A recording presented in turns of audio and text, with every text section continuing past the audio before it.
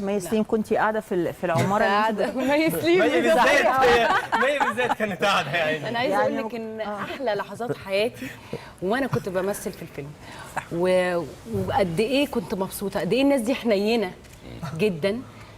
حسيت معاهم ان هم اهلي، حسيت ان انا حد منهم جدا، قد ايه هم كانوا بيساعدوني سواء بقى في اداء سواء في كلام.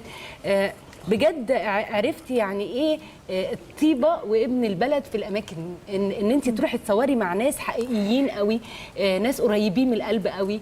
انا انبسطت جدا واتمنى ان انا يكون ليا حظ ان انا اصور في بولاق تاني، لانه هم ناس رجاله قوي والستات ولاد بلد قوي كرمه فعلا.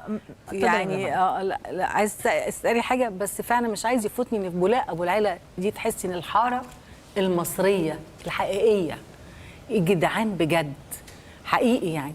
يعني كنا بنصور احسن من الاستوديو، يعني ممكن يكون في هوسه مفيش تسمعي الصوت لما بنصور قد ايه كانوا بيساعدونا. يعني هي دي مصر بجد. وبعدين هم عندهم في طقس جميل جدا لازم كلنا نقول عنه، او انا شفته وما اعرفش بقيه الزملاء شافوه ولا لا. هم مثلا وقت التصوير بيحصل غدا، في اكل، في عشاء، في كلهم. حاجه في لا هم بيوتهم بتتعطل، الحاره بتتعطل، مفيش حد بيخرج وحد بيطلع، فكلهم بيطبخوا. هو انتوا بتقفلوا الشارع من بابه؟ طبعا بتقفلي المنطقه اللي فيها التصوير.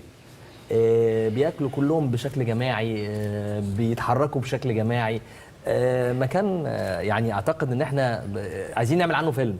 يعني المنطقه دي حقيقه ناس ولاد بلد وجدعان قوي.